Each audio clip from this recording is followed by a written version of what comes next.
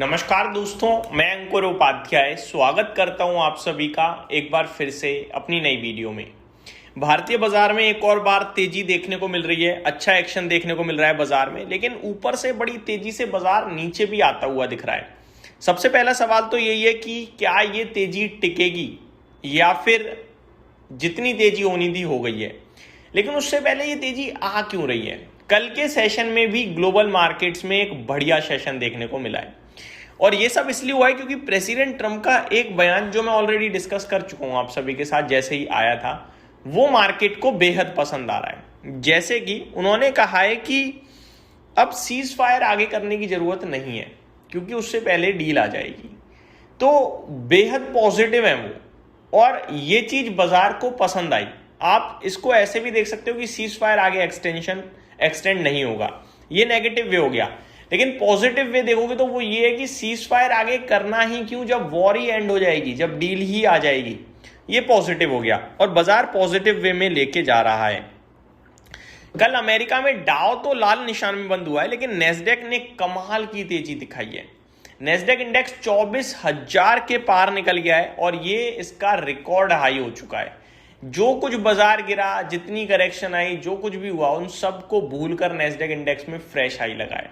कल के सेशन में भी नेस्डेक इंडेक्स 1.6% अप था, तो अलग लेवल की तेजी देखने को मिल रही है। वहीं अगर आप दूसरी तरफ देखें तो कच्चा तेल बिल्कुल भी ऐसे संकेत नहीं दे रहा जैसे कुछ खास पॉजिटिव हुआ है, क्योंकि अभी भी $95 है। कल भी 95 था। जब एक दिन खराब खबर आई थी मंडे तो $102 हो गया था, अगले दिन वापस से 97, 98, 95 आ गया। तो कच्चा तेल $95 के नीचे अभी तक नहीं निकल रहा है। पॉजिटिव चीजें आ रही हैं नहीं आ रही हैं वो तो पता नहीं, लेकिन मार्केट पॉजिटिव ले रहे हैं चीजों को, बट कच्चा तेल स्टिल वहीं का वहीं बना हुआ है और ज्यादा इंपॉर्टेंट कच्चा तेल है क्योंकि ये खरीदना पड़ता है भाई, इसके लिए पैसा पे करना पड़ता है हर एक कंट्री को। अब कच्चा तेल अगर ऊपर रहेगा तो कहीं ना कहीं कंट्रीज की बैलेंस शीट तो डेफिनेटली डैमेज हो ही रही है, तो ये देखने वाली बात है।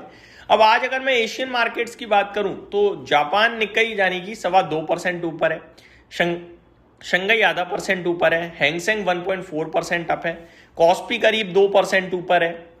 तो चौतरफा तेजी है ग्लोबल मार्केट्स में, लेकिन भारतीय बाजार में ऊपर से प्रॉफिट बुकिंग टाइप आ रही है। अब करना क्या है वो समझते हैं। 24,300 पे हम लोग खड़े हैं, लगभग 73 पॉइंट्स की तेजी है, जिसमें आज का हाई 24,400 का है। और आपको याद होगा तो कल मैंने जब पहली वीडियो इसी समय आपके साथ पोस्ट करी थी तो मैंने कहा था कि 24,200 के ऊपर निकलते ही 24,400 तक की जगह ओपन हो जाएगी वन साइडेड, कोई रुकावट नहीं है।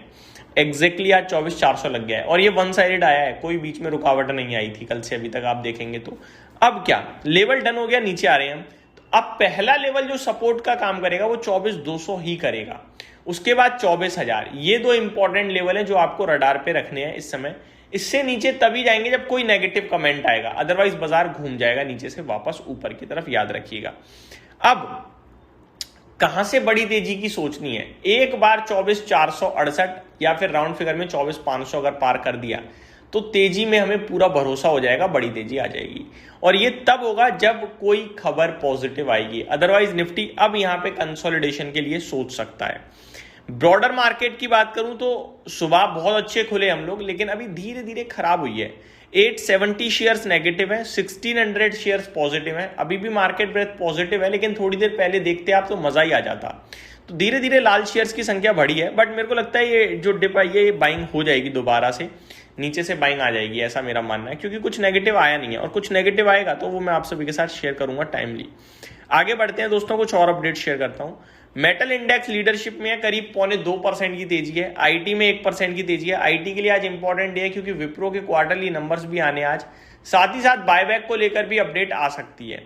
Financial services, mid cap, select और आपके लिए निफ्टी एनर्जी, ये कुछ स्टॉक्स हैं जो आज के सेशन में आपके लिए तेजी में दिख रहे हैं। सॉरी, ये कुछ सेक्टर्स हैं जो आज के लिए एक्शन में दिख रहे हैं। गिरावट हो रही है pharma, FMCG, real estate, media और ऑटो, बट ऐसी कोई खास नहीं है, बिल्कुल फ्लैटिश टाइप नेगेटिविटी है, लाल ही निशान है बस और कुछ खास नहीं। टॉप गेनर में आज एफएसएल दिख रहा है 15% ऊपर है, सोनाटा सॉफ्टवेयर करीब 12% ऊपर है, जीएमडीसी में 8% की तेजी है। एचडीबी फाइनेंशियल अपने नतीजों के बाद आज 8% भागता हुआ दिख रहा है, इनफैक्ट 8.5% ऊपर है। गिरावट हो रही है तेजस नेटवर्क्स में, वीक नंबर थे, डिस्कस भी करे थे हमने, 4% नीचे। जी एंटरटेनमेंट ये नहीं मानना भैया, ये लगातार गिरता ही जा रहा है, 3.25% नीचे है। एस्ट्रल, वन सोर्स और सफायर फूड्स में भी गिरावट दिख रही है। दोस्तों टर्नओवर की बात करी जाए तो गैलेंट इस्पात में सबसे ज्यादा टर्नओवर हुआ है, कोई खास नहीं हुआ, हालांकि बाजार खुले हुए भी अभी कोई ज्यादा टाइम नहीं हुआ, आधा घंटा ही हुआ है। 559 करोड़ का टर्नओवर दिख रहा है हम सभी को। HDFC बैंक में 535 करोड़ का, इन्फोसिस में 528 करोड़ का टर्नओवर हो चुका है अभी तक।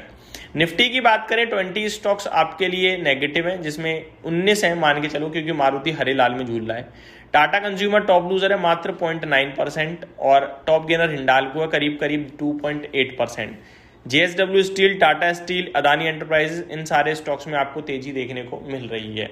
बात करें आप सभी के साथ रिजल्ट कैलेंडर की तो विप्रो बड़ा नाम है, HDFC life insurance, HDFC AMC, CRISIL, angel one, Waaree renewables, Alok industries, VST industries, SG फिंजर, ये कुछ और स्टॉक्स हैं जिनके आज नंबर्स आने हैं। कच्चा तेल $95 के पास ट्रेड करता हुआ दिख रहा है और एशियन मार्केट्स में तेजी दिख रही है। अभी के लिए सिर्फ इतना ही, अगली वीडियो में आप सभी के साथ स्टॉक स्पेसिफिक बात करूंगा। बने रहिए चैनल के साथ। Thank you so much for watching this video. Have a great day guys.